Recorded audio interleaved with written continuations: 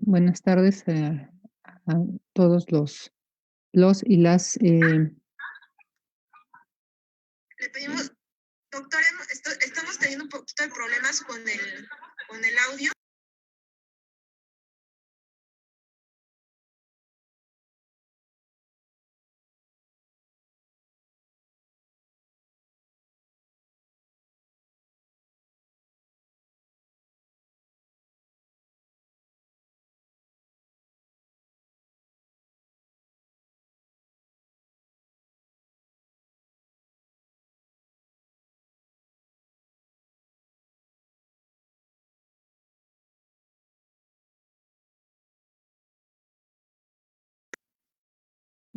Bien, quiero pensar que ya me están ahí escuchando. Muchas gracias, buenas tardes, bienvenidas, bienvenidos a lo de conferencias, todas muy enriquecedoras sobre el panorama de la mujer frente al COVID-19. El día de hoy yo he preparado pues una presentación, un trabajo para compartir con ustedes de un trabajo mucho más amplio que he venido realizando y en particular el que tiene que ver con la violencia contra las mujeres. Mi ponencia está denominada Panorama de la violencia contra las mujeres en confinamiento por cuarentena y la condición de los refugios en México. Yo soy la doctora Gloria Luz Alejandra Ramírez, soy profesora investigadora de tiempo completo de la Universidad Autónoma de la Ciudad de México. Pertenezco a la Federación Mexicana de Universitarias, donde me he desempeñado como vocal nacional y soy vicepresidenta del Instituto Nacional de Administración Pública. A mí me interesa mucho entrar por la parte de la violencia. ¿Qué es la violencia? ¿Qué entendemos por violencia? ¿Cómo se asientan los elementos de la violencia? Y voy a partir de un elemento indispensable, creo yo. Nosotros tuvimos una marcha y después tuvimos una suspensión de actividades el pasado 8 y 9 de marzo. Y yo lo he llamado aquí la marcha y la incomodidad del patriarcado. Vivimos uno de los eventos más importantes a nivel mundial, donde las mujeres se manifestaron en contra de la violencia machista, en contra de esta exposición recurrente que tenemos las mujeres ante las atroces acciones de el patriarcado en términos del uso indiscriminado de la violencia contra las mujeres, puesto también desde una mirada machista. Entonces, este 8 y 9 de marzo, como ustedes bien lo deben de recordar, seguramente muchas de ustedes participaron de ello, pues llevamos a cabo una marcha monumental, igual que en otras partes del mundo, en España, en Chile, en Italia, en Francia, etc. Se tuvieron estas mismas manifestaciones. La marcha del pasado 8 de marzo presentó poco más de 233,000 mujeres que se hicieron presentes en las calles de la Ciudad de México, aunque las cifras oficiales del gobierno de la Ciudad de México manejó cerca de poco menos de 100,000, la realidad es que fueron más del doble. Y el día 9 de marzo, pues nosotros tuvimos pues una ausencia, no nos presentamos a nuestros espacios laborales, haciendo manifiesta también una sistemática indignación con relación a las continuas agresiones que se viven en el espacio público y en el espacio privado. Y ahí la implicación monetaria en términos de pérdidas económicas pues llevó a poco más de 30 millones de pesos en ese momento. Pero la manifestación expresada por parte de nosotras, de las mujeres, en términos de hartazgo, pues fue contundente. Entonces, ese es aquí un dato interesante en términos de esta manifestación masiva, contundente, en un espacio abierto, en un espacio público, en una em, marcha pacífica, siendo explícitas estas violencias, es un dato importante tenerlo, porque después, una semana después, entramos a la fase de contingencia para el caso de México, Y tal pareciera que toda esta marcha que se expresó el día 8 de marzo y después esta manifestación de suspensión de actividades, quedará acallada, es decir, quedará relegada, quedará escondida, quedará soterrada a los espacios del orden de lo privado. Es decir, pareciera que no pasó nada esos 2 días en el momento en que se hace manifiesta la pandemia y nos requiere por términos de atención sanitaria replegarnos, yo ahora sí lo veo, replegarnos al espacio de lo privado. Bien, pero vamos preguntándonos, ¿por qué la violencia? ¿Qué pasa con la violencia? Bien, nosotros lo que encontramos, bueno, hay una condición de continua violencia, eh, yo lo manejo, yo lo menciono, que a estas alturas, pues, estaríamos hablando de una violencia perpetua, es decir, está instalada y tal parece que no hay mecanismos que que la cambien de rumbo, que la disminuyan. Entonces, la violencia tiene diferentes canales de expresión, uno de física, pero también está contenida la violencia simbólica como uno de los factores recurrentes de esta violencia y se da en la cotidianidad. Ahí es importante tenerlo presente porque cuando se alude que las mujeres en el espacio de confinamiento no sufren violencia, pues estaríamos suponiendo que la única violencia perceptible es la violencia física, es decir, que si las mujeres no están agredidas, golpeadas, ensangrentadas o incluso mutiladas o más grave aún, si no salen muertas de su casa, válgame la expresión, tal pareciera que la violencia no existe. Y la violencia en los espacios, tanto público como privado, pues se expresa también a partir de una violencia de naturaleza simbólica y eso hay que dejarlo ahí muy en claro. Em, entonces, tal pareciera que vivir en la violencia se instala como un hábito, ¿no? Tras repetirla, marcarla, generar condiciones para anclarla como una forma de vida, pues la hace permanente, la hace perenne, está ahí continua esta condición de la violencia y el ente violento, pues es un ente agresor, es decir, es un individuo que propicia esta condición de la violencia y la exacerba o la magnifica, ¿no?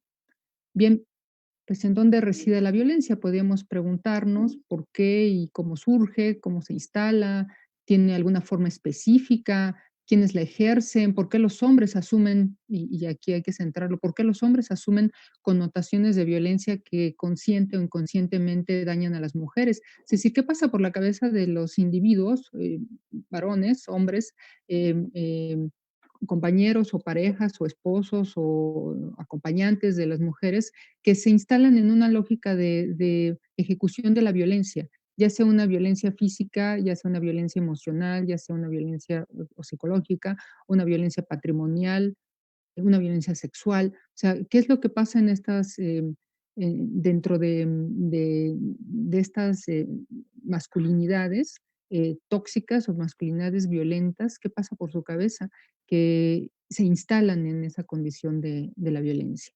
Y sin duda nos llevan a una, em, también a una situación de silencio, ¿no? Las violencias se invisibilizan, sobre todo las violencias cuando son de naturaleza psicológico, de naturaleza sutil, se invisibilizan. Nadie las alcanza a ver o no las alcanza a distinguir, a menos de que haya algún historial asociado con las mujeres donde haya habido también ya algún acompañamiento de naturaleza psicológica y donde las mujeres alcancen a distinguir que lo que están viviendo es una violencia de naturaleza sutil o de naturaleza psicológica.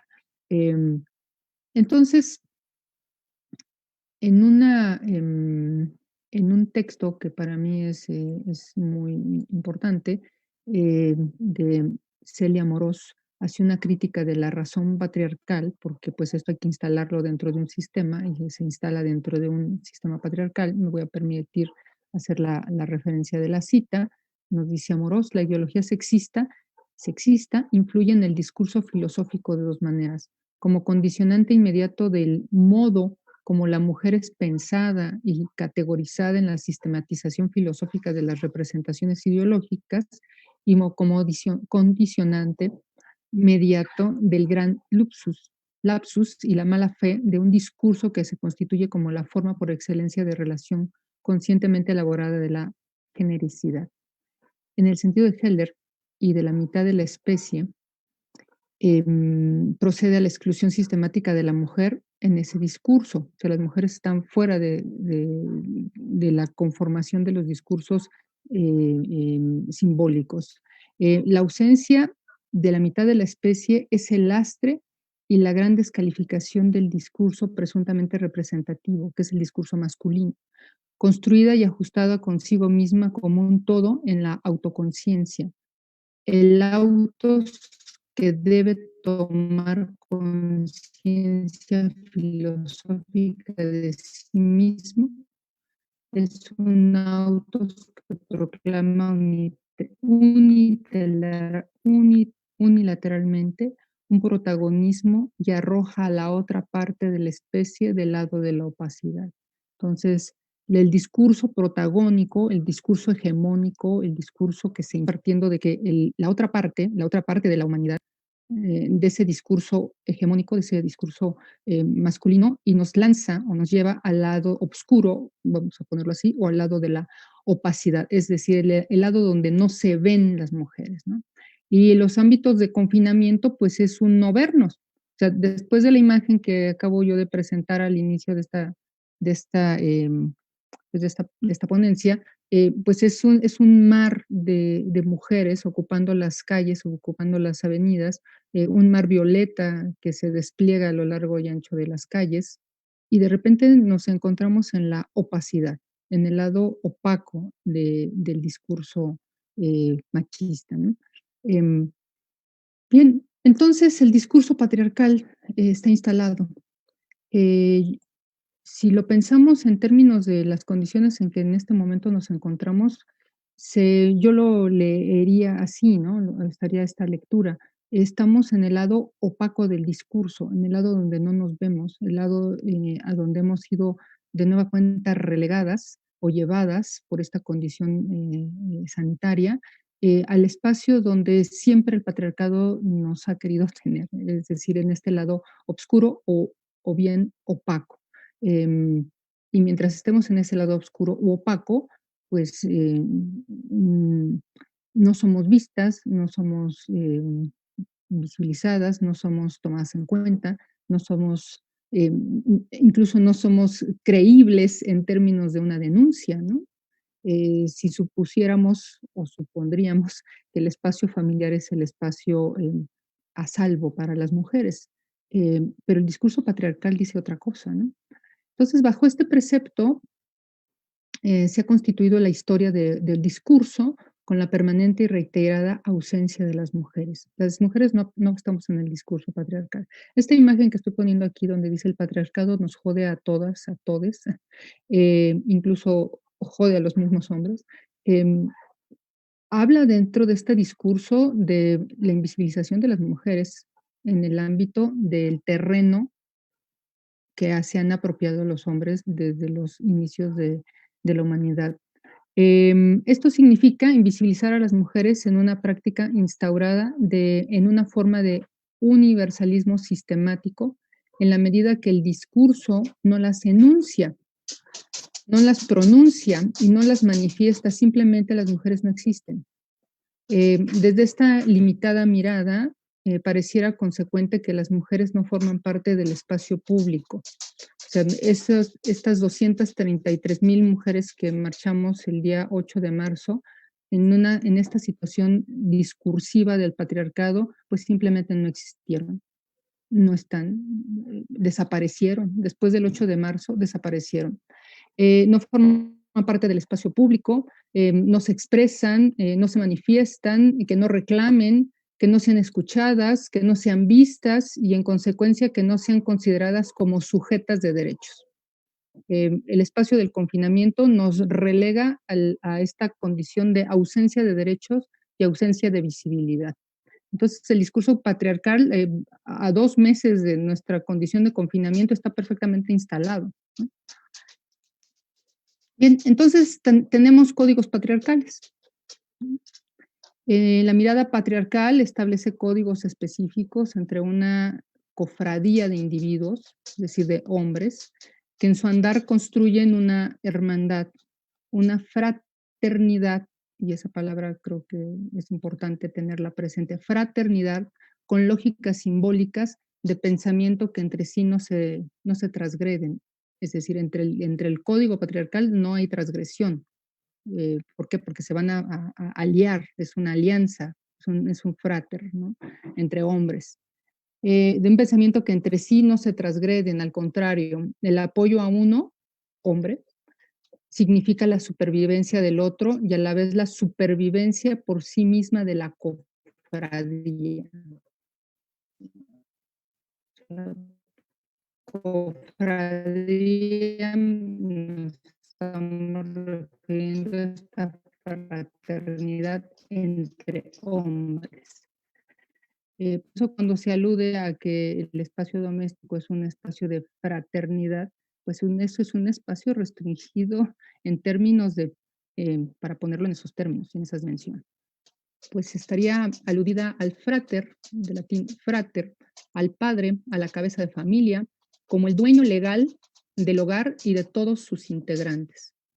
Tal como se reconocía en la antigua Roma, el padre de familia era aquel dueño de la mujer y los hijos en condición de esclavos.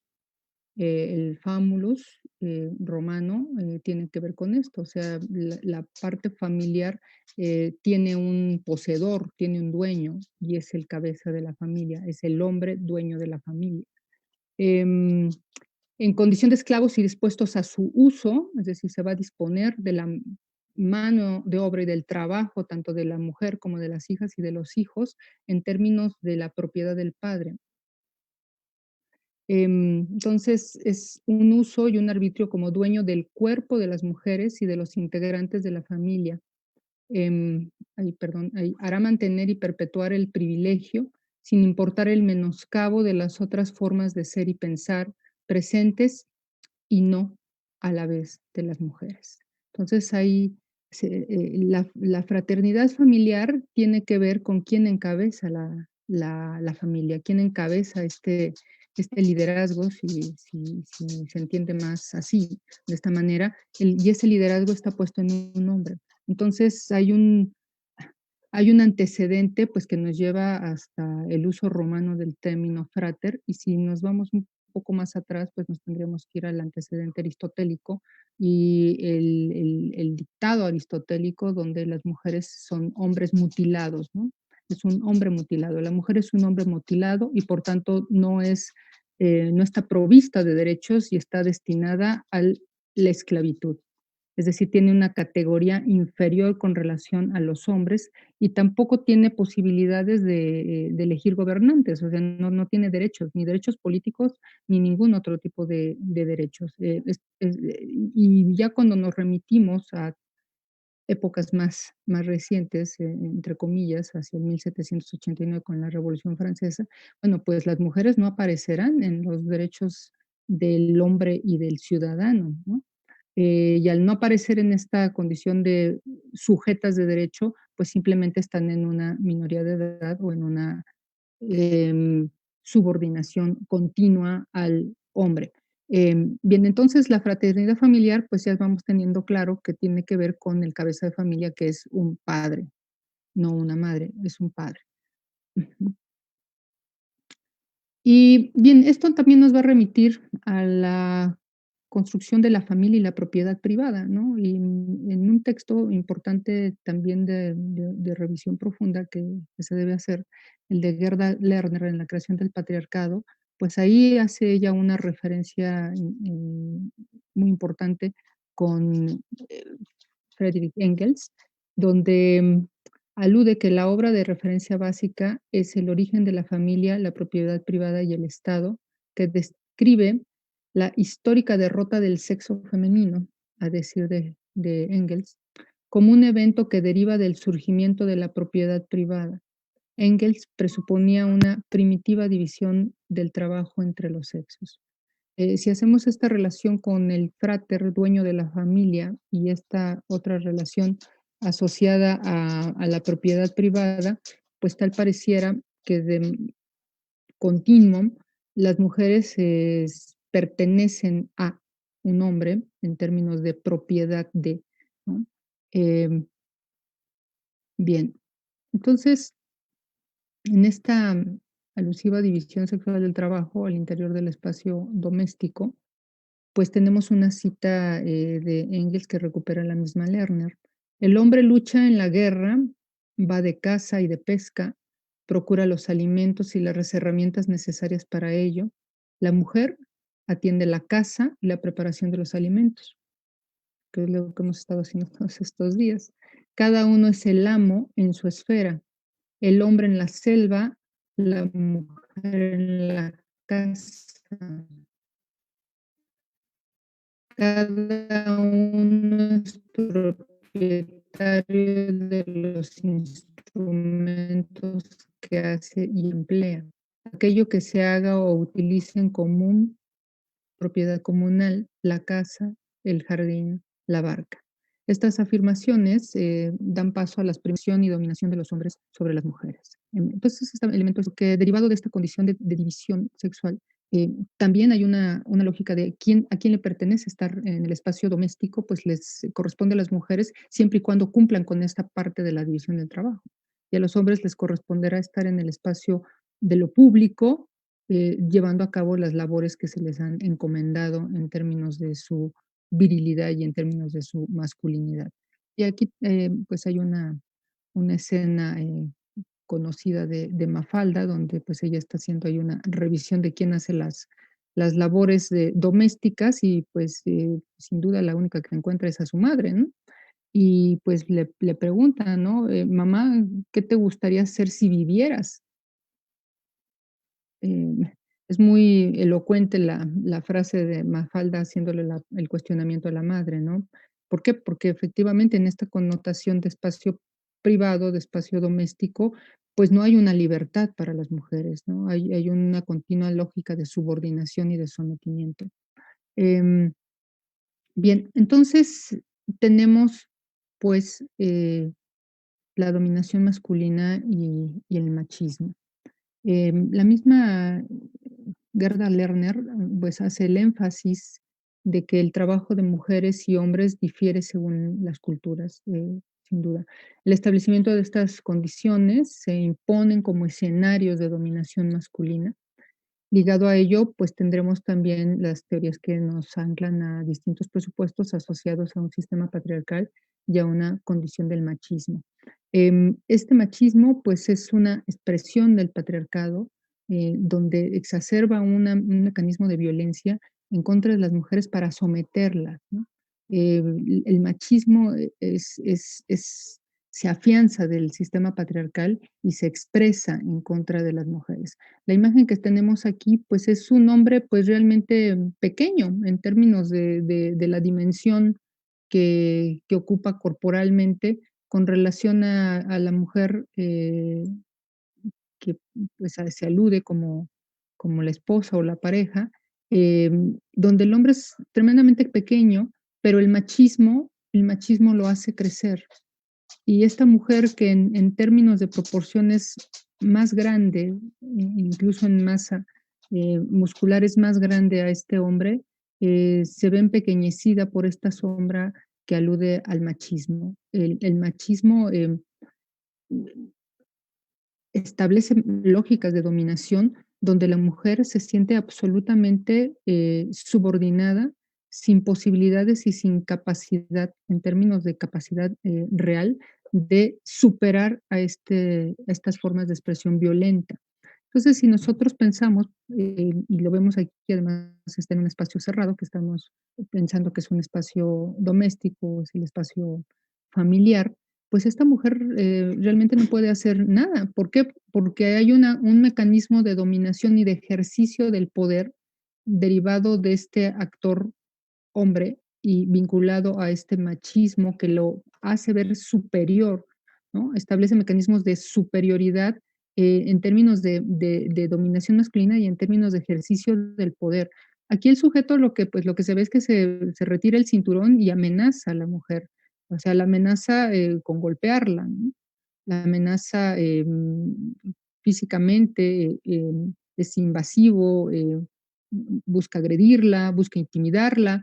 Entonces, ante ello, pues la mujer lo que hace es replegarse, retirarse, esconderse dentro de su propio espacio doméstico, busca esconderse.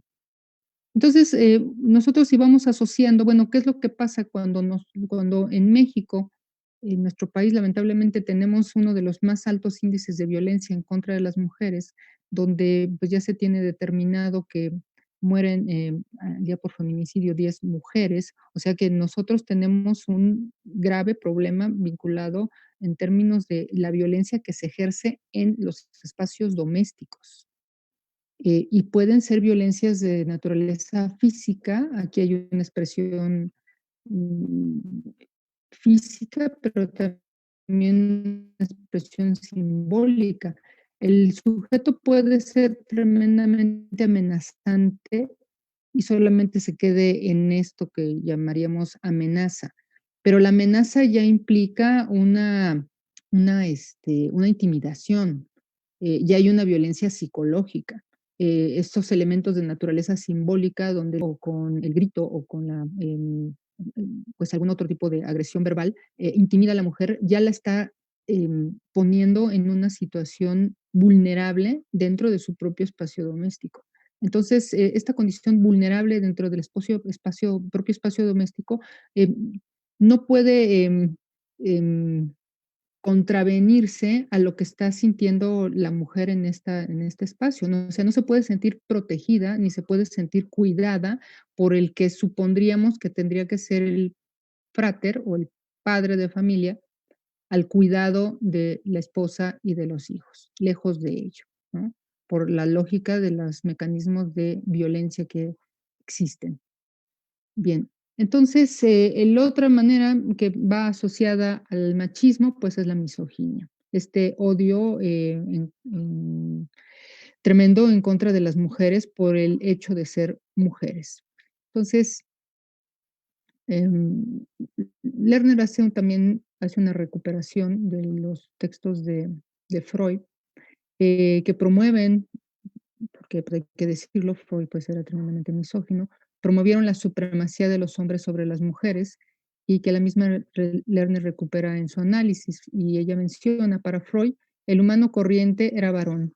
La mujer era, según su definición, un ser humano anormal que no tenía pene y cuya estructura psicológica supuestamente se centraba en la lucha por compensar dicha deficiencia. Fue el dictamen de Freud de que para la mujer la anatomía es el destino, lo que dio nuevo vigor y fuerza al argumento supremacista masculino. Y puesto desde la mirada freudiana, como también hay un padre de la psicología, pues se vuelve un universalismo, ¿no? Se vuelve una condición universal. O sea, la mujer en esta condición de la envidia del pene, eh, pues se gana efectivamente todas las antipatías por parte de los movimientos feministas, ¿no? Entonces, con esta, pues, aseveración, pues, lo que se impone es una tremenda misoginia, proferida por Freud, y habría también que regresarnos tiempo atrás a la etapa griega, con las lecturas y los escritos de Hesíodo, que se establece como una franca y fuerte misoginia en contra de las mujeres, que además es terrible, es, avasalladora, ¿no? Em, entonces, pues Freud también se gana la desconfianza del feminismo y puede ser perfectamente identificado con las posturas que ofrecen un sistema, em, que asienta ese propio sistema patriarcal como mecanismos efectivos de contención, de control y de violencia infringida contra las mujeres en un acto propio de las fratrías patriarcales. Recuerden esto que estábamos mencionando, es el frater, eh, jefe, cabeza de familia, pero también estábamos hablando de estas construcciones de las fratrías entre iguales, es decir, entre hombres, ¿no? Em, Sigo. Bien, entonces se instala una violencia machista, se instaura como tal. Bien, y en esta línea, es en esta línea que la vida de las mujeres es una continua historia engarzada donde se identifican patrones permanentes de violencia. Es decir, una vez de que se instaura la violencia machista, es recurrente que la mujer viva situaciones de violencia continua. Es decir, puede ser en un momento una violencia física, en otro momento puede ser una violencia psicológica, en otro momento puede ser una violencia sexual, en otro momento puede ser una violencia patrimonial, y la rotación de las violencias va creciendo, al grado de que puede llegar a ser una violencia que desencadene en un feminicidio. Entonces, la historia de la vida de las mujeres, pues, se va a encontrar ligada por una ritualización a la imposición de las condiciones de virilidad, o sea, del hombre.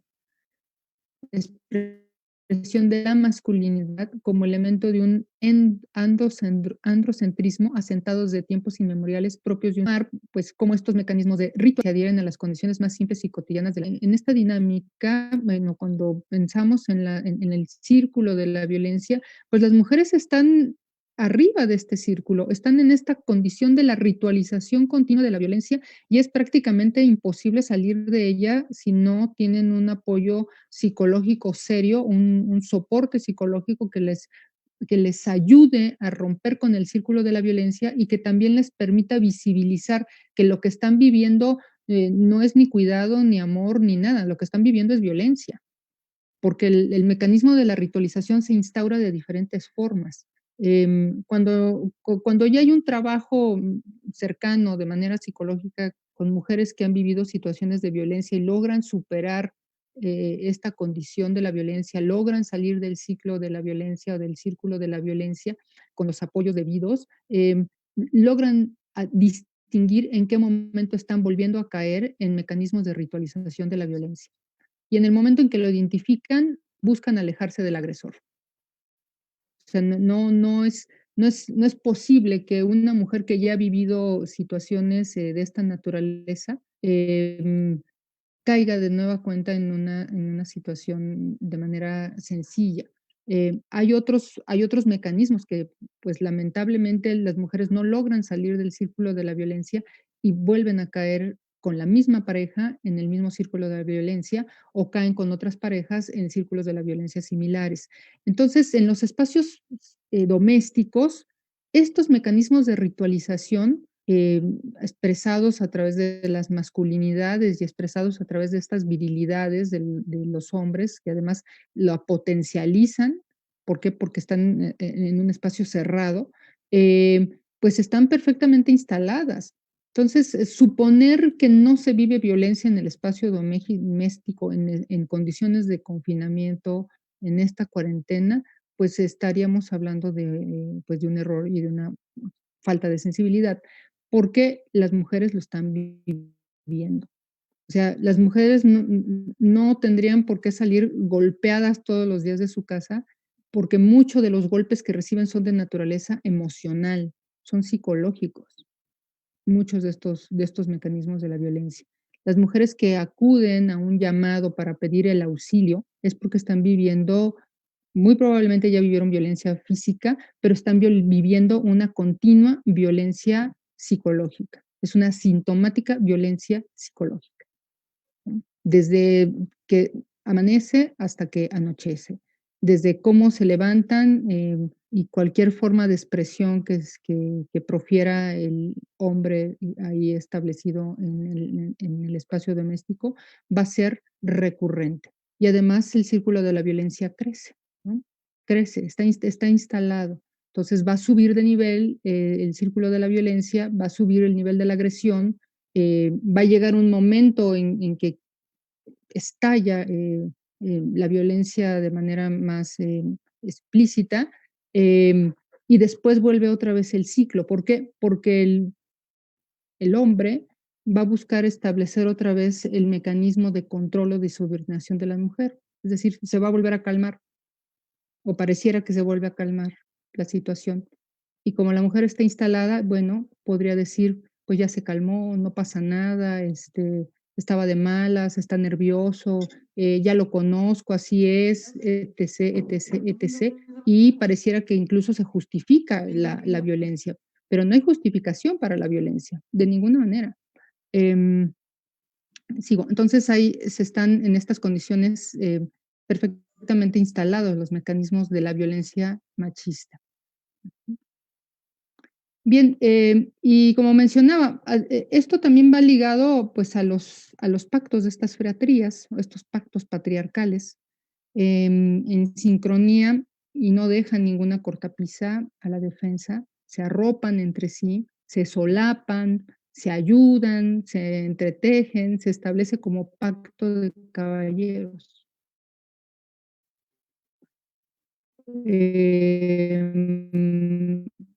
es entre es un pacto entre machos que incluso sin saberlos está antepuesto a la razón misma, es decir, de Rita Segato, que la doctora lo y en las estructuras elementales de la violencia de la antropóloga argentina con trabajos muy profundos en Brasil sobre las estructuras elementales de la violencia, pues ella hace entrevistas muy serias, muy puntuales, muy reveladoras a, a hombres que están presos y que han sido, que están presos porque le cometieron el delito de la violación, ¿no? Y se establecen ahí como este mecanismo de la violencia viene en buena medida asociada a estructuras de pensamiento que los relaciona en términos de ejecutar el acto de la violación en función de unos otros que no están ahí presentes, y esos unos otros, pues es el entorno de la masculinidad y de ese patriarcado, ¿no? Em, es decir, están finalmente como en una condición de competencia asociada a una virilidad puesta en la posesión de ese cuerpo de la mujer que están violando, ¿no? Entonces, este pacto entre machos, que incluso sin saberlos está antepuesto a la razón misma, por eso antepuesto a la razón misma, porque es más instintivo que racional y se da en condición de supervivencia frente a un elemento amenazante de la condición masculina, ya que si está en riesgo un integrante del clan, el clan completo está en riesgo, o sea, el clan masculino. Y ante ello se establece un pleno control y superioridad, aunque ello implique atentar contra otras u otros, en especial contra mujeres, y que osen desestabilizar el dominio. Rita Segato en este texto de las estructuras elementales de la violencia menciona, pues la violación va perpetrada contra aquellas mujeres que salen del lugar, que salen del sitio, ¿no? No es que salgan de la casa, no, salen de su lugar. ¿Por qué? Porque el lugar de las mujeres derivado de esta condición de sistema patriarcal, el lugar de las mujeres es un lugar es privado, tienen que estar relegadas, no pueden establecer mecanismos de competencia con los hombres. Su lugar no es el espacio público, ¿no? Su lugar no es estar a las 10 de la noche en la casa, su lugar no es estar trabajando, su lugar no es estar estudiando, su lugar no es estar en una mediana o gran empresa, su lugar no es el éxito, su lugar no es ese, su lugar es el espacio privado dominado por el entorno de lo masculino también. Eh, entonces, también están ahí puestas las violencias simbólicas. Cuando ya hay identificación clara de que se están ejerciendo violencias simbólicas, pues es mucho más sencillo frenarlas, ¿no? O incluso confrontarlas. Pero cuando no se identifica esta violencia simbólica, que son violencias sutiles, Pierre Bourdieu las llama violencia suave, suave en lo que se pueda comprender no que sea suave porque no genera un daño, suave porque es tan sutil que no se percibe, ¿no? Cuando nosotros hablamos o mencionamos a los micromachismos, tiene mucho que ver con estas violencias simbólicas que son recurrentes y que se alcanzan a identificar en buena medida cuando ya hay posibilidades de identificarlas, pero cuando no se alcanza a identificar, no se comprende por qué el hombre actúa de esa manera, o por qué se está comportando así, o por qué dice ciertas cosas, por qué infringe cierto daño a partir de ciertos dichos, de ciertas frases, de cierta construcción de razonamiento. Pero cuando ya se identifican, pues de inmediato es un foco amarillo, ¿no? Que después se vuelve foco rojo, ¿no? Entonces, en esta imagen, pues, el sujeto se acerca pues, a la chica, que parece que es su pareja, y le menciona: "Ya gordita sonríe", o esos cachetones, no te dejan. Entonces, pues, hay una burla, ¿no? Con relación a esta mujer que tiene, mejillas prominentes, y entonces la jala, o la zarandea, o la trata de minimizar, o de insultar con relación a uno de sus aspectos físicos, ¿no? Y hay pues aquí otra es que hablan. ¿Por qué? Porque hay un mecanismo de control, paso de confinamiento donde están, una pareja en esas condiciones. Cada vez que la mujer trata de hablar por teléfono con su madre, con sus amigas, con sus, conocidos, etc., o que está revisando su teléfono, o que está revisando sus redes sociales, pues hay un continuo control. O sea, se establecen mecanismos de control desde una violencia simbólica. Porque el sujeto, pues, tal parece que no la está golpeando, pero la está agrediendo simbólicamente, es una violencia psicológica. En el espacio de confinamiento, imagínense ustedes las 24 horas del día viviendo una situación de violencia psicológica, o en un espacio de confinamiento durante 24 horas empezar a, mm, a identificar que esta persona o este sujeto con el cual vive esta mujer, pues tiene formas de comportamiento que totalmente lo desconocía. ¿Por qué? Porque el sujeto se la pasa 10 horas, fuera de casa en el trabajo y solamente llega a dormir y a estar un rato con los, hijos o con las hijas, y y establecer una dinámica muy corta de convivencia con la familia, y el otro día sale a las 7 de la mañana y regresa de nueva cuenta hasta las 10 de la noche. Entonces, es, es muy complicado para las mujeres que se establezcan estas dinámicas, o que se han establecido estas dinámicas, donde es una convivencia, em, absoluta con un agresor del cual a lo mejor no tenían todo el referente de que era un agresor. Eso es muy grave, ¿no? Entonces, insisto, el decir que no se vive la violencia en el espacio doméstico, pues habrá que revisar también cuáles son los tipos de violencia, que establece la propia Ley General de Acceso a una Vida Libre de Violencia y la Ley de Acceso a una Vida Libre de Violencia de la Ciudad de México, y que se relean, porque está muy claro en qué consiste cada una de las violencias que marca la ley. Y la violencia psicológica está establecida como un mecanismo así de esta naturaleza. Y ahí, haciendo un recuento con una recuperación de Pierre Bourdieu, podemos recuperar aquí a Bourdieu y colocar los entrevelos de esta condición de dominación masculina, en particular el velo de la violencia simbólica, o que Bourdieu, llama, violencia suave. Sin duda, la violencia simbólica, podríamos referirla como violencia emocional o psicológica, y es tan lacerante y tan letal como la violencia física.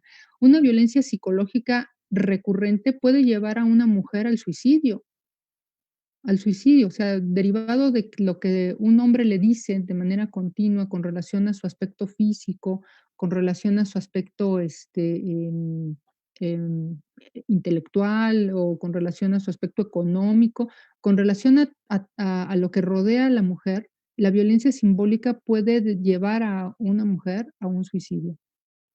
Em, y después, evidentemente, pues dirán: "Es que se suicidó", ¿no? No fue feminicidio, fue un suicidio.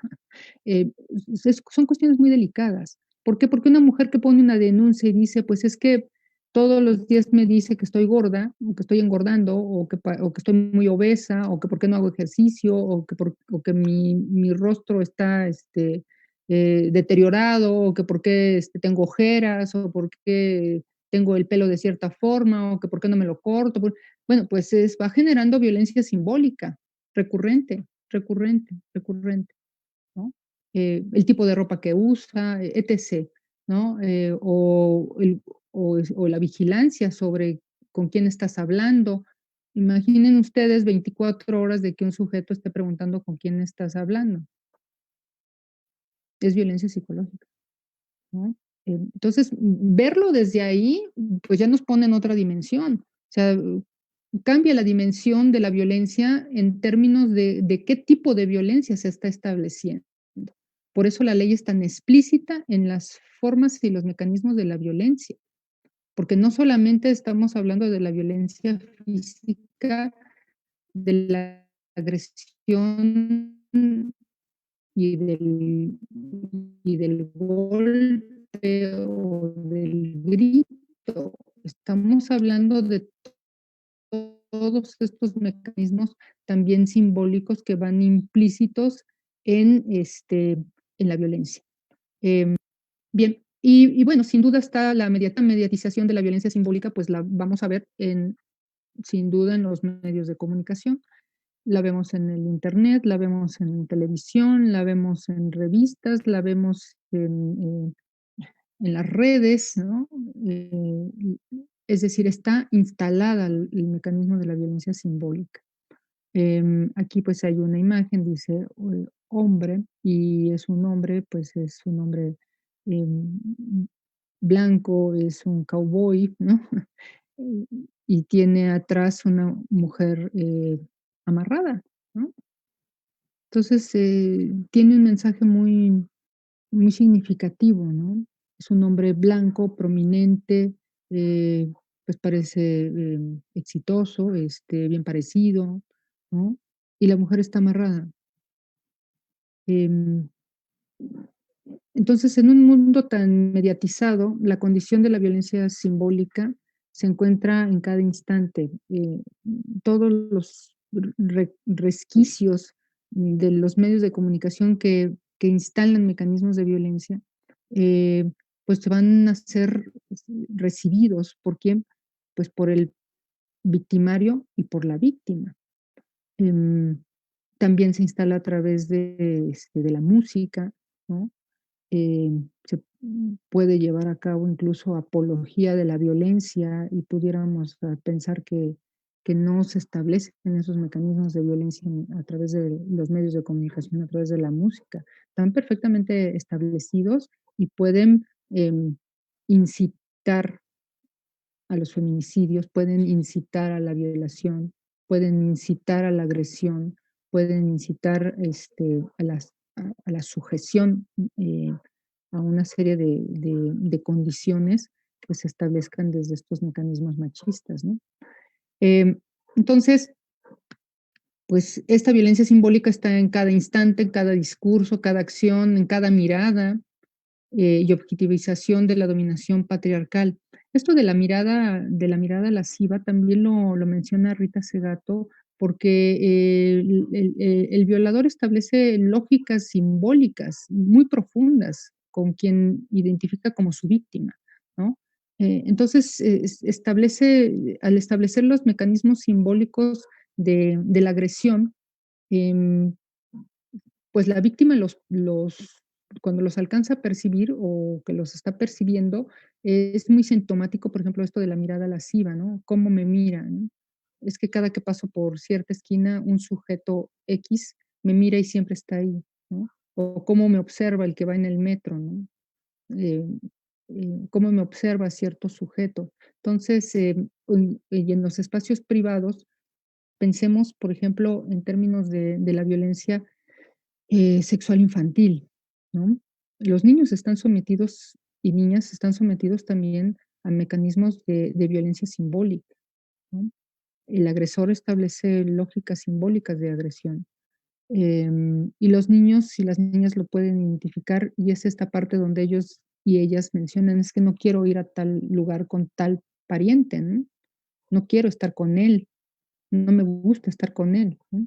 "Ah, pero es que es tu pariente, es tu tío, es tu abuelo, es tu padrino, es no, no quiero estar con él, no me gusta cómo me mira".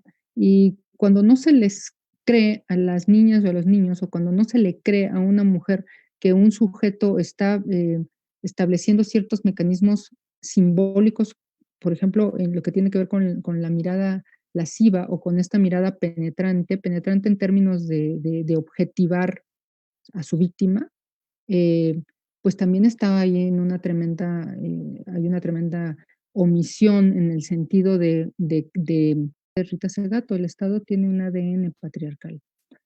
Bueno, entonces, tomar los espacios públicos es también hacer manifestación en términos de decirle al Estado, ¿no? Y a las instancias y a las instituciones que le integran, em, que su comportamiento tiene que ver con un actuar de naturaleza patriarcal. Entonces, el Estado tiene que revertir, cambiar su forma de acción, vinculada y expresada por mecanismos de naturaleza internacional que le han dictado a los estados, y el Estado mexicano no es la excepción. ¿Para qué? Para que, se atiendan, se erradiquen los mecanismos instaurados del patriarcado que llevan a la recurrente violencia en contra de las mujeres. Entonces, pues están establecidas relaciones desiguales de poder, sin duda. Entonces, estas violencias o la violencia involucra un grado de fuerza tal que obliga a otro, o sea, para identificar qué queremos decir con estos términos de la violencia, involucra un grado de fuerza tal que obliga a otro u otra a actuar conforme a los deseos de quien ejerce la violencia y por tanto establece dominación sobre el ser, el actuar y el pensar del dominado. Entonces estos mecanismos, estas relaciones desiguales de poder, pues también se instalan. Y es pues que las situaciones de violencia pasan por el daño deliberado, o sea, el que ejerce una violencia sabe que va a infringir un daño, o sea, hay una deliberación previa de que el ejercicio de esa violencia va a provocar un daño. En la violencia simbólica también está puesta, o sea, quien está infringiendo la violencia simbólica sabe que va a generar un daño. Es decir, existe premeditación para infringirlo, es un grado tal que quien es receptor del daño se vea menoscabado en sus capacidades, incluso en su capacidad de respuesta, ¿no? Por ello, la violencia inmoviliza, paraliza o aniquila al receptor de tal dominio. Una violencia psicológica recurrente va a impactar en la autoestima de la víctima. Y eso le limita sus capacidades o frena sus capacidades, sobre todo sus capacidades de reacción. En la medida que va bajando o disminuyendo la autoestima, pues la víctima literalmente está a disposición de quien está ejerciendo el dominio, ¿no? Aún suponiendo que pues no existe dominio, este se ejerce en una relación desigual de poder o de fuerza, simbólica o real, pero efectiva en cuanto que altera la conducta del sujeto, mujer o hombre, si pensamos en términos de relaciones de poder desiguales, destinatario del ejercicio del poder. En esta condición, las mujeres, cuando se ven sometidas a estas condiciones desiguales de poder, sucumben ante él. Y sucumben, lo digo en términos de que no es posible confrontar ese poder, y menos si no se tienen los mecanismos o si no se tienen los apoyos, no se tienen las redes, no se tienen las ayudas para hacerle frente. Por eso las mujeres cuando buscan el apoyo institucional o buscan el apoyo a través de sus redes, necesitan sentirse arropadas. ¿Por qué? Porque están enfrente o de frente a un poder absolutamente desigual en términos de superioridad, no solamente de superioridad física, sino en todos los términos que ello involucra, ¿no? Eh, y se encuentran frente a una condición de dominio, ¿no? Entonces, el Estado y el ADN patriarcal siguiendo a Segato, nos menciona, bueno, el problema en estas dimensiones es aún mucho más preocupante en el entendido que el Estado tiene un ADN patriarcal, como alude Segato y lo perfila así.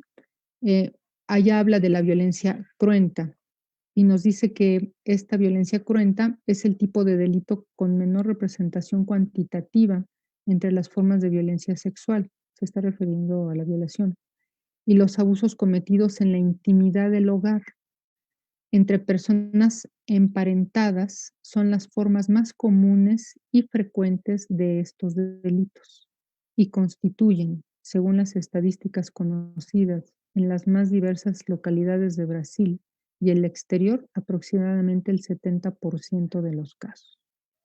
Bueno, entonces, esto que se alude como violencia cruenta y que tiene que ver con estas formas de violencia sexual, pues imaginen ustedes en estos espacios de confinamiento el número de mujeres que ha sido agredidas sexualmente, obligadas a mantener algún tipo de relación sexual por la pareja o incluso por algún otro miembro del entorno familiar, donde se ven sometidas y obligadas a, a una relación que no desean. Se han estado también mencionando los datos que una vez de que concluya esta pandemia, también se tendrían que contabilizar cuántos embarazos, evidentemente no deseados, se hacen manifiestos, se hacen presentes, ¿no? Cuántos embarazos de menores de edad, niñas, también van a salir a la luz, sin duda, ¿no? Entonces, las lógicas al interior de esta violencia doméstica está presente, porque, insisto, no es solamente que una mujer salga y pida ayuda porque la golpeó la pareja o el marido o el pariente o el familiar agresor, sino porque hay toda una estructura de mecanismos de violencia que están profiriéndose al interior de los espacios domésticos. Y eso es lo que también se tiene que visibilizar y se tiene que atender, se tiene que ver. No es solamente la mujer que sale golpeada, y que sale con un moretón o con un hematoma o con un golpe con un sangrado, ¿no? Es que también están los otros mecanismos. La violencia sexual, infringida a los menores muy probablemente no se mencione, por esto que también estoy mencionando. Muy probablemente al menor o a la menor no se le crea que tuvo una agresión sexual de parte de un familiar cercano, ¿no? Y eso también es muy delicado. Bien, entonces, ¿qué pasa con esta violencia contra las mujeres antes de la pandemia y la obligada cuarentena? El caso mexicano. Entonces regreso de nueva cuenta a esta marcha del 8 de marzo en la Ciudad de México, donde se hacen escuchar las consignas y también habría que recordar en el año 2019 que también hubo manifestaciones importantes, ¿no? Tuvimos la denominada el hashtag No me cuidan, me violan, de acción de gobierno de la Ciudad de México, prácticamente de manera inmediata, que contempló 5 ejes fundamentales, pues atender la violencia en el transporte público, en el espacio público, en las instituciones de seguridad y de justicia, la atención a víctimas, campañas permanentes, el botón de auxilio, la instalación de 20.875 luminarias en la capital, iniciativas de ley para la creación de un banco de ADN para el caso de los violadores, la campaña de No es costumbre, es violencia, etc. Entonces venimos con un 2019 pues ya cargado de manifestaciones y de totales inconformidades, indignaciones por la violencia recurrente que se vive en el espacio público y sin duda también en el privado, ¿no? Que es del que estamos hablando. Entonces hay una indignación y esa indignación pues se hace patente ese 8 de marzo. Entonces, si hay una indignación, pues tendrá que haber revolución y esa es la salida del Metro Revolución de la Ciudad de México. Bien, entonces, Pues no podemos omitir que a lo largo de todo el año 2019 las expresiones de indignación y que algunos tacharon de furia incomprensible ante hechos tan atroces y humillantes en contra de las mujeres, niñas y adultas, han hecho del movimiento feminista en México y del resto del mundo un canal de lucha reivindicativa por los derechos y la vida de las mujeres.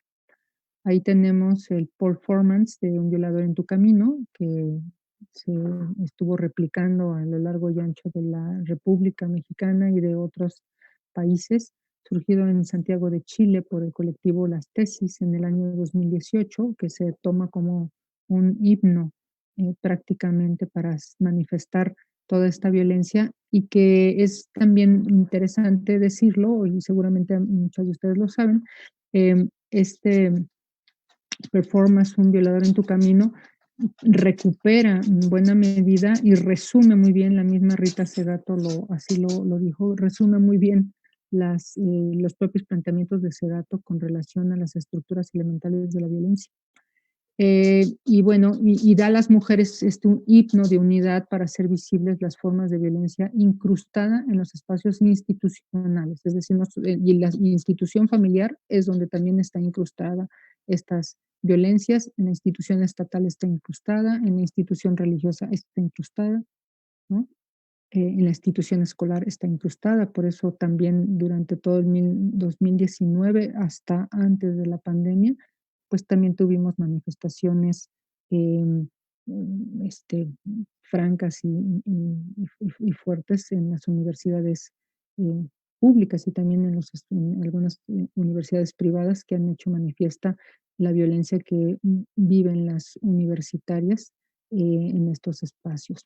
Entonces, pues tenemos que nada más en la Ciudad de México el 29 de noviembre del 2019 se reunieron en la plancha del Zócalo capitalino cerca de eh, 3.500 mujeres que al grito de nunca más silencio, que deben ser 35.000, ni una más, ni una más, ni una asesinada más, vivas se las llevaron, vivas las queremos, dieron vida al performance de Un violador en tu camino. Y bien, la movilización feminista, pues, se convierte en un elemento que debe de acompañar, la lucha y debe de acompañar también estas manifestaciones. Por eso, el hecho de que tengamos este repliegue en el espacio de lo privado, pues, pone pone fuera de circulación el movimiento feminista en términos de ocupación del espacio público. Eso no quiere decir que el movimiento feminista, queda acallado o queda escondido, ¿no? No, absolutamente no. Estamos a través de los medios y a través de las redes sociales, pues, trabajando y manifestando. Por eso, agradecer al Museo de la Mujer que ha llevado a cabo toda esta semana de reflexión muy profunda con mis colegas que me han antecedido y que hacen eco también de las manifestaciones de estas movilización feminista, ¿no? Entonces, pues, esta intensidad del movimiento feminista recuperado por mujeres jóvenes, aquí es muy importante mencionarlo, pues, son jóvenes, quizá no sean activistas, pero están en las acciones y con debates fuertes, vinculados a los cuestionamientos a políticas gubernamentales, pues, poco efectivas. Incluso, pues, están generando condiciones para que estas formas de acción sean las detonantes en el diseño de política pública que salen al paso ante la crudeza del reclamo y van destinadas a atender de manera inmediata, que es lo que estaba mencionando con las políticas en la Ciudad de México del año pasado, este flagelo socialmente lacerante. La violencia contra las mujeres en todos sus rubros y sustantivamente la violencia feminicida. Los detonantes son muchos y ponen en tela de juicio las expectativas de un gobierno que pretende ser sensible, lo pongo entre comillas, a la grave problemática, pero que también en sus entrañas ha manifestado formas contrarias a lo que las mujeres esperarían como acciones de un gobierno aludido como progresista en los dichos y su correspondencia con los hechos. Es lo que las mujeres esperamos de ella, ¿no? Bien, derivado de pues, de todas estas situaciones, pues, también tenemos, declaraciones en el orden internacional y las declaraciones del Consejo de Derechos Humanos de la Asamblea General de la ONU, pues, deben ser consideradas, tomadas en cuenta, ¿no? Hay un dato, que es muy importante no perder de vista como aspecto sustantivo de los análisis serios que se han realizado por parte del Consejo de Derechos Humanos de la Asamblea General de la ONU, y me voy a permitir leerlos, de acuerdo a lo que menciona el consejo. Y expuestos en el informe de la relatora especial sobre la violencia contra la mujer, sus causas y consecuencias, presentado en el, 41 periodo de sesiones del 24 de junio al 12 de julio del año 2019, o sea, ya es casi un año, y que en sus numerales 20 y 21 expresa lo siguiente, o expresó lo siguiente.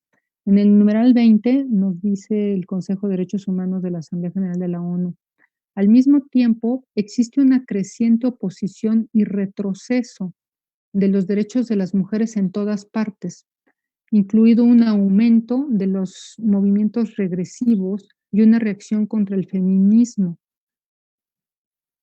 Repito, y una reacción contra el feminismo, la igualdad de género y el empoderamiento de las mujeres.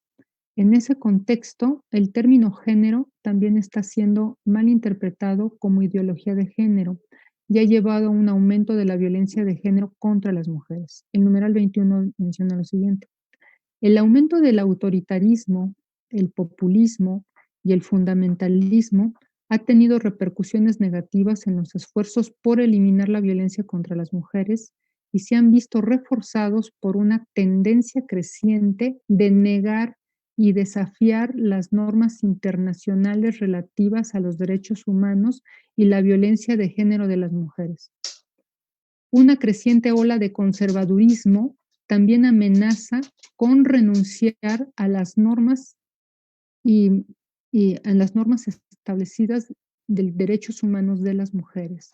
A nivel nacional, algunos estados están aprobando leyes y estatutos que restringen los derechos, em, perdón, que restringen los derechos,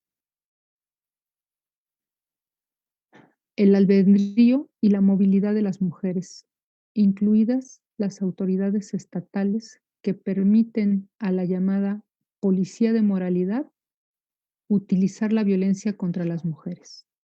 Estos son de los numerales, ya como lo mencioné, del Consejo de Derechos Humanos de la Asamblea General de la ONU del año 2019. Es muy importante tenerlo en cuenta, tenerlo presente, porque la afirmación que hace el Consejo de Derechos Humanos de la Asamblea General de la ONU nos da mucha claridad ante una serie de decisiones que se toman a nivel gubernamental. Em, Bien, entonces tenemos una cifra roja en México en el año 2019. Entonces, pues durante el primer año del actual gobierno se contabilizaron en el 2019 3,142 mujeres asesinadas a lo largo y ancho del país, de acuerdo con las cifras que presentó el pasado 12 de diciembre, pues una mujer que se ha dado a la tarea profunda y realmente muy importante, la creadora del mapa de feminicidio de la República Mexicana. A esto es importante destacar otro dato. El 30 de diciembre se da a conocer por el Subsecretariado de Derechos Humanos de la Secretaría de Gobernación, el licenciado Alejandro Encinas, un dato que es muy interesante, que lo haya colocado y que se haya mencionado es muy interesante. Y menciona así: en México hay registro de más de 507,000 casos de violencia contra la mujer cometidos en 2019. Y en más de 9 de cada 10 hechos, el agresor es un familiar de la víctima. De acuerdo con el Banco Nacional de Datos e Información sobre Casos de Violencia contra las Mujeres, así denominado Banavín, de la Secretaría de Gobernación, el promedio de edad de las mujeres víctimas es de 33 años y de 36 años el de los agresores, quienes en su mayoría tienen estudios de secundaria. Esto fue tomado del periódico la jornada del año 2019 y tengo también ahí la fecha. Ahora, este Banabin, este Banco Nacional de Datos e Información sobre Casos de Violencia contra las Mujeres, insisto, es muy importante tenerlo en cuenta porque hay una afirmación puesta desde el año pasado donde se alude que hay un registro de más de 507,000 casos de violencia contra la mujer cometidos en 2019 y en más de 9 de cada 10 casos, de más de 10 hechos, el agresor es un miembro o es un familiar de la víctima.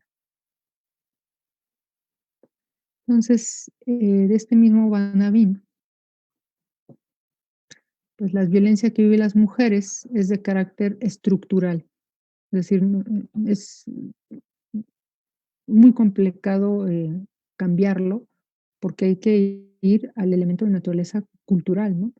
Entonces es de carácter estructural y proviene del entorno familiar. Y como ya le he mencionado con todo el recorrido que he hecho, las lógicas patriarcales están instaladas en la institución familiar.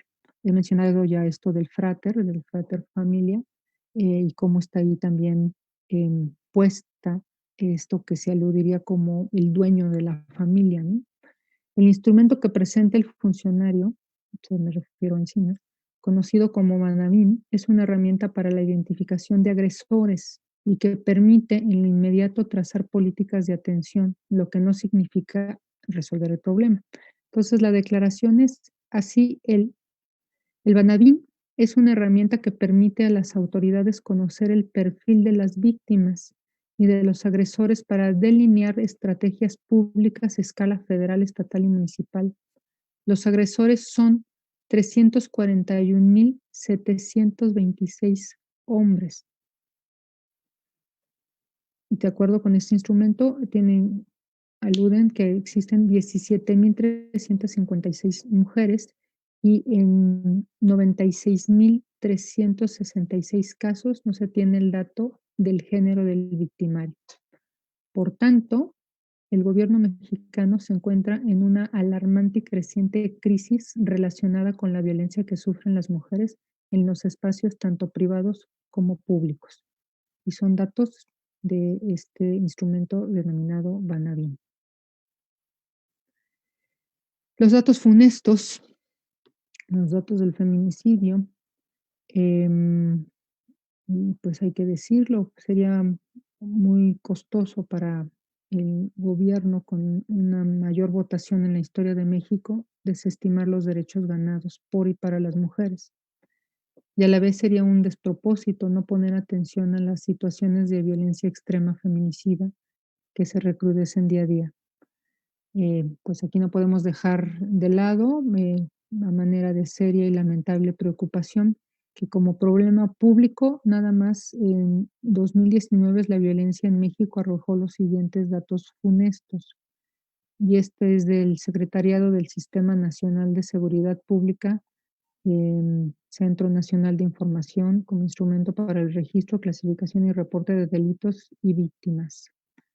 Hacia el 2019, está el cuadro disponible, más que, pues, en este espacio es un poco complicado ponerlo, pero los datos sustanciales, las cifras son realmente escalofriantes en términos de datos duros, ya que hablamos de un total de 3 violencia, 2019, y que se convirtieron en homicidios dolosos, se contabilizan 34,582 y de homicidios culposos 17,420, para hacer un total de 52,002 homicidios perpetrados en 2019. Por separado se contabilizaron los feminicidios con un total de 1,006 casos, de acuerdo con el secretariado. Y yo lo menciono porque también me llama la atención que dentro del cuadro se contabiliza el aborto como un delito de fuero común, alusivo a las entidades federativas donde es considerado como tal, y así puesto criminaliza a las mujeres que por algunas circunstancias decidieron interrumpir su embarazo. Asunto que nos remite también al tema de la inminente discusión que debe darse en el ámbito legislativo en materia de salud sexual y reproductiva, asociado al derecho de las mujeres a decidir sobre su propio cuerpo. Bien, entonces el panorama en la aplicación efectiva de política pública para atender este flagelo pues de repente parece distante, ¿no? Y es muy importante decir que la masculinidad está basada en condiciones estereotipadas de género, sexogenéricas, que establecen posición de dominación de los hombres sobre las mujeres, atado sin duda a un patrón cultural de género que ha hecho de estas condiciones un perfil de supremacía de lo masculino sobre lo femenino y que bien está encarnado en estas formas típicas de ser, actuar, pensar, dependiendo del rol asignado, sexo, mujer, hombre y cultural femenino, masculino. Y bien tenemos aquí otro elemento, esto que yo estaba refiriendo del mandato de la masculinidad, como nos mm, menciona Rita Segato, ¿no? Entonces, estas relaciones de poder pues imponen mandatos y el mandato de la masculinidad manifiesta, expresa, requiere formas exacerbadas de un comportamiento violento que se tiene y profieren los hombres en contra de las mujeres. El mandato de la masculinidad, dice Rita Segato, nos ayuda a comprender con mayor profundidad este problema. Menciona Segato, hoy el hombre es una víctima también del mandato de la masculinidad. ¿Y a qué se refiere con esto? Como el mandato de la masculinidad está estrechamente vinculada con el patrón cultural de género, es decir, de cómo deben comportarse los hombres y cómo deben comportarse las mujeres, en la medida en que se va dando cumplimiento a ese patrón cultural de género, los hombres tal parece que se sienten perfectamente identificados en su virilidad, se sienten cómodos con esa virilidad, pero cuando ese mandato de la masculinidad no se cumple en el individuo, en el hombre, eh, esta reacción por no darle cumplimiento al mandato de la masculinidad que le impone el patrón de género, redunda en violencia.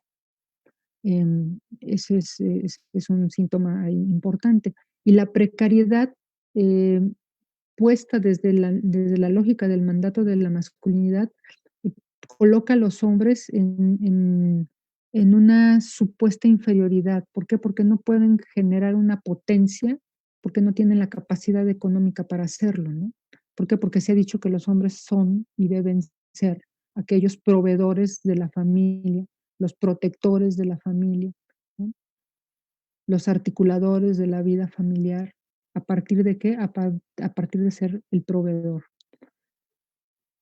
Entonces, esta violencia cruenta, em, ujú, que se va extendiendo, pues también establece lógicas asociadas a un estatus masculino, y dice Segato, el estatus masculino, como lo demuestra en un tiempo filogenético, se refiere a los hijos hombres, filogenético, el hijo, los rituales de iniciación de los hombres y las formas tradicionales de acceso a él, debe conquistarse por medio de pruebas. Es decir, los hombres siempre están en una continua competencia. Y la superación de desafíos que muchas veces exigen incluso contemplar la posibilidad de la muerte. Como este estatus se adquiere, se conquista, existe el riesgo constante de perderlo. Menciona este gato. Y por tanto es preciso asegurarlo y restaurarlo diariamente. Entonces, a diario los hombres están en esta continua restauración de una potencia, de este estatus de lenguaje performativo, dramático. El de la masculinidad es un lenguaje violento de conquista y preservación activa de un valor, el valor de la virilidad. Bien, entonces este mandato de la masculinidad y la violencia pues se encarna y se enraiza y está puesto en todo momento del día y los días de la contingencia y de esta cuarentena pues se han prolongado y parece que se van a prolongar aún más. Y pues estos espacios son propicios o han sido propicios para que el mandato de la masculinidad y de la violencia se exacerbe. Em, Nos dice Segato, siguiendo a la autora, que yo considero que es una de las que tiene más claridad con relación a la lógica de la violencia masculina.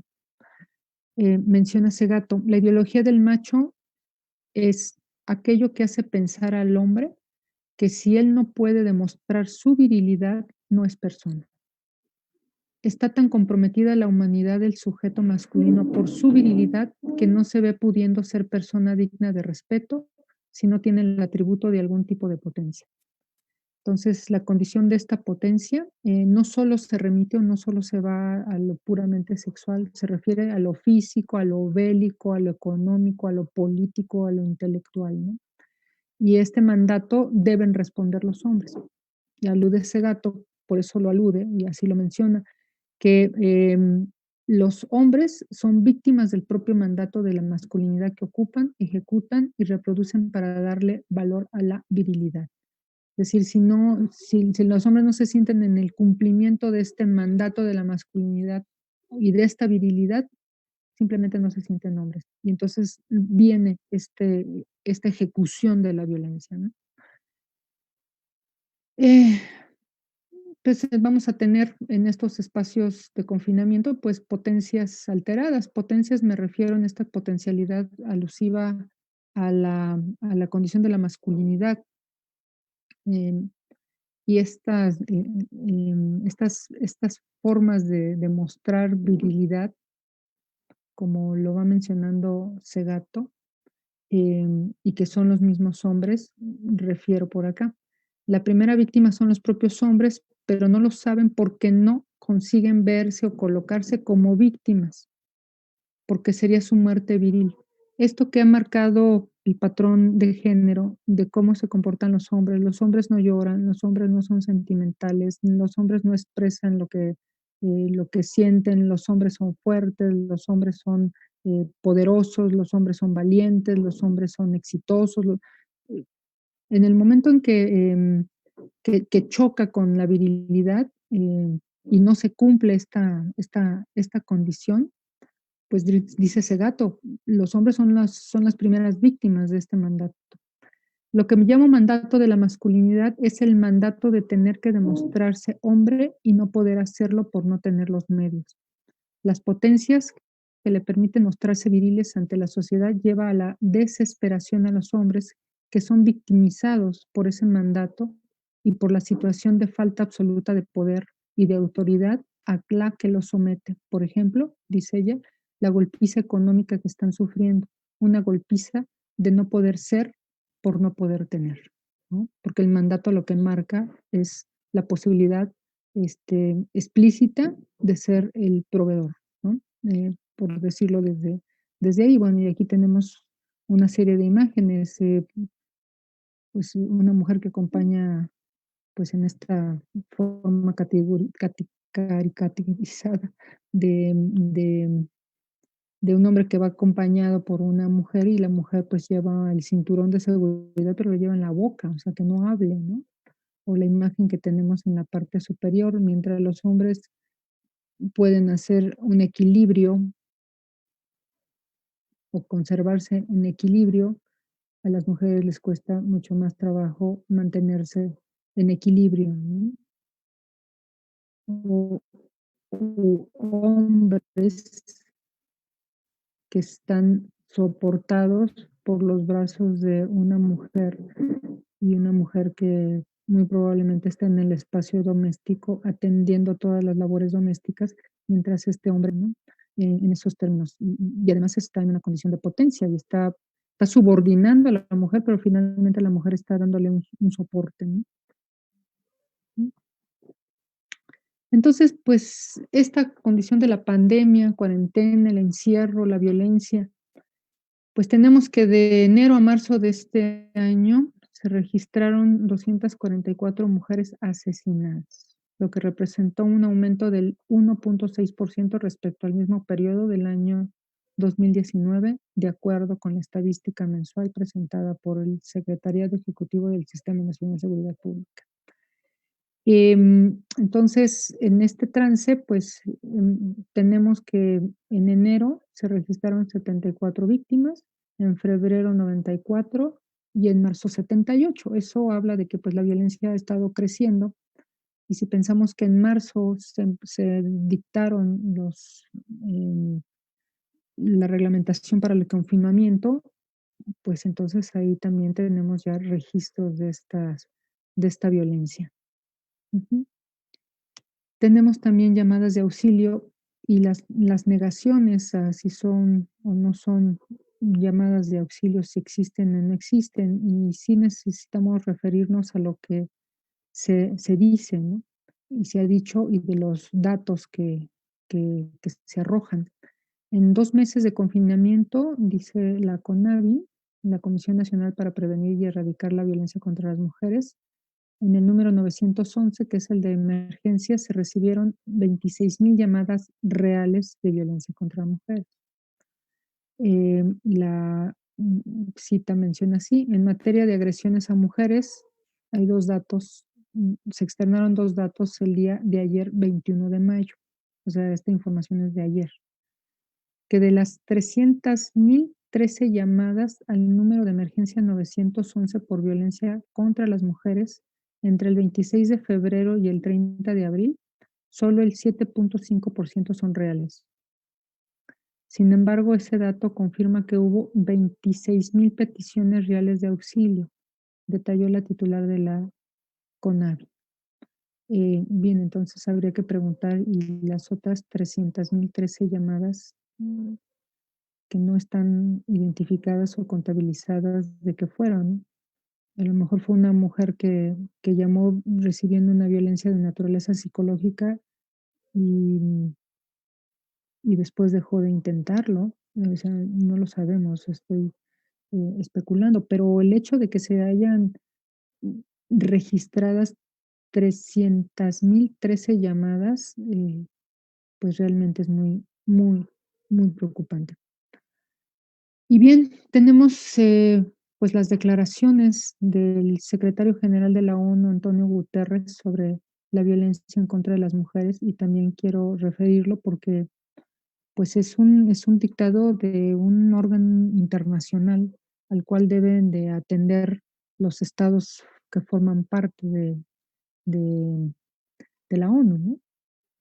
Menciona Guterres, con fecha 6 de abril de este año: la pandemia del COVID-19 está causando un sufrimiento humano incalculable y devastación económica en el mundo.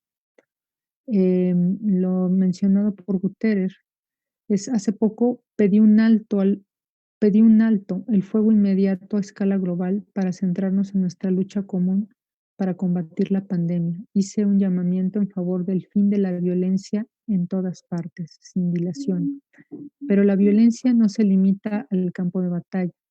Para muchas mujeres y niñas, la amenaza es mayor precisamente allí, donde deberían estar más seguras, en sus propios hogares. Así que hoy hago un nuevo llamamiento a la paz en los hogares de todo el mundo.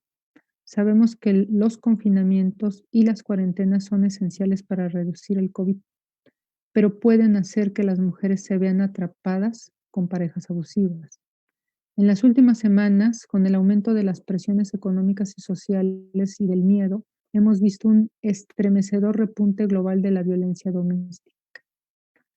En algunos países se ha duplicado el número de mujeres que llaman a los servicios de asistencia. O sea, se ha duplicado el número de mujeres que llaman a los servicios de asistencia. Por otra parte, los proveedores de salud y la policía están desbordados y el personal escasea. Los presupuestos, ¿no? Algunos centros para víctimas de violencia de género están cerrados, otros están llenos. Insto a todos los gobiernos a que la prevención y la reparación en los casos de violencia contra las mujeres sean una parte vital de sus planes nacionales de respuesta contra el COVID-19. Hay un dictado internacional para que se incluyan dentro de los planes nacionales este tipo de respuestas para revertir las situaciones de violencia que están viviendo las mujeres y las niñas, y los niños también. Eso supone aumentar las inversiones en los servicios en línea y el apoyo de las organizaciones de la sociedad civil, asegurarse de que los sistemas judiciales sigan enjuiciando a los maltratadores, crear sistemas de alerta de emergencia en farmacias y supermercados, declarar los centros de acogida como servicios esenciales, ahí están los refugios, y encontrar formas seguras para que las mujeres puedan buscar apoyo sin poner sobre aviso a sus maltratadores. Los derechos y las libertades de las mujeres son esenciales para lograr sociedades fuertes y resilientes. Juntos podemos y debemos prevenir la violencia en todas partes, de las zonas de guerra a los hogares de las personas, mientras trabajamos para vencer al COVID-19. Palabras de Antonio Guterres, secretario general de la ONU. Bien, entonces los datos asociados con refugios, ya estoy por concluir porque para darle este, pauta a nuestras asistentes, a nuestros amables seguidores. Las cifras que se han marcado en últimas fechas, y también lo voy a referir, en el primer mes de confinamiento, me refiero al mes de marzo, implementado por la pandemia del coronavirus COVID-19, la Red Nacional de Refugios ha recibido un 80% más de llamadas y mensajes de solicitudes de orientación de auxilio de mujeres y víctimas de violencia. El 44% de estas solicitudes de auxilio por violencia de género se han centrado en la Ciudad de México y en el Estado de México, informó la misma red. Del 17 de marzo al 20 de abril, la red detalló que ha brindado orientación, atención a través de sus líneas telefónicas y redes sociales a, no sé qué pasó.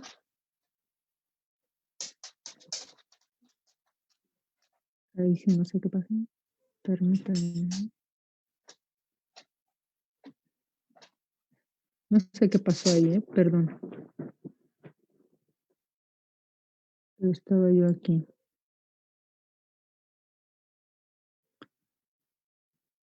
No sé qué pasó ahí. Pero bueno. Las muchas mujeres, del 17 al 20 de abril, la red detalló que ha brindado orientación, atención a través de sus líneas telefónicas y redes sociales a 2,633 personas, de las cuales el 76,26% son mujeres, el 13,19% son instituciones de gobierno. No sé si alguien está haciendo uso de la pantalla donde la estoy compartiendo, porque me están saliendo aquí algunas líneas que no son mías, no sé por qué están saliendo por ahí. El 26% de las mujeres que pidieron ayuda a la red encuentran en un rango del 21 a 30 años, el 20% de los 31 a 35 y el 12% de 36 a 40. Mientras que los tipos de violencia que se han perpetrado en este periodo de confinamiento fueron 23% de violencia emocional, por eso la importancia de lo que estoy mencionando de la violencia psicológica, 36% en violencia física y el 17% todas las formas de violencia física, sexual, emocional, patrimonial y económica que se pueden registrar. Y bueno, un poco ahí mencionando, pues los refugios para mujeres, sus hijas y sus hijos en situación de violencia, surgen, como ya se ha mencionado en algunas otras de las intervenciones de mis colegas en el transcurso de esta semana, surgen como una iniciativa de la sociedad civil organizada y el logro del movimiento de mujeres para visibilizar este problema, y hay un reconocimiento explícito en su presupuesto para seguir operando, pero es indispensable que se mantengan como tales, están soportados en términos jurídicos por la Ley General de Acceso de las Mujeres a una Vida Libre de Violencia y sin duda también por los tratados acordados con la CEDAW a nivel internacional y también de los cuales México forma, forma parte y que están destinados a proteger a las víctimas de violencia familiar. Actualmente pues están operando 72 refugios, 34 de ellos, y esto también estoy retomando de una charla que tuvimos hace unos días en el Instituto Nacional de Administración Pública, donde también tocamos el tema. 34 de ellos pertenecen a las organizaciones de la sociedad civil, 4 instituciones de asistencia privada y 34 instituciones En cuanto a la valoración, en primera instancia, posible que los refugios no están suficientemente visibilizados dentro de la política pública. Necesitamos que los refugios tengan un soporte, más sólido en términos del apoyo institucional que merece por parte del Estado mexicano, porque sin duda son los espacios, podríamos decir prácticamente los únicos espacios, y también se han saturado derivado de estas condiciones de violencia y de esta condición de contingencia, son los únicos espacios a los cuales podrían acudir las mujeres con sus hijas y sus hijos para protegerse de las posibles agresiones que estén viviendo en la condición de confinamiento en las cuales actualmente nos encontramos. Yo quisiera dejarlo aquí para no saturar al público que nos está haciendo favor de seguirnos, abrir, preguntas, y sin duda, pues, profundizar aquellos aspectos que el público así lo considere pertinente. Muchísimas gracias, agradezco mucho la atención, agradezco sin duda al Museo de la Mujer, em, el espacio para colocar toda esta temática que nos ha, eh, llevado esta semana de la mano para conocer cuáles han sido las condiciones de las mujeres en estos espacios de confinamiento y de esta pandemia que nos ha azotado y asolado, durante este tiempo. Agradecer también a la Federación Mexicana de Universitarias por la oportunidad de estar en esta mesa y sin duda a ustedes, que nos están siguiendo desde sus casas, pues agradecerles que hayan tenido, em, pues a bien recibirnos y favorecernos con su atención. Muchísimas gracias.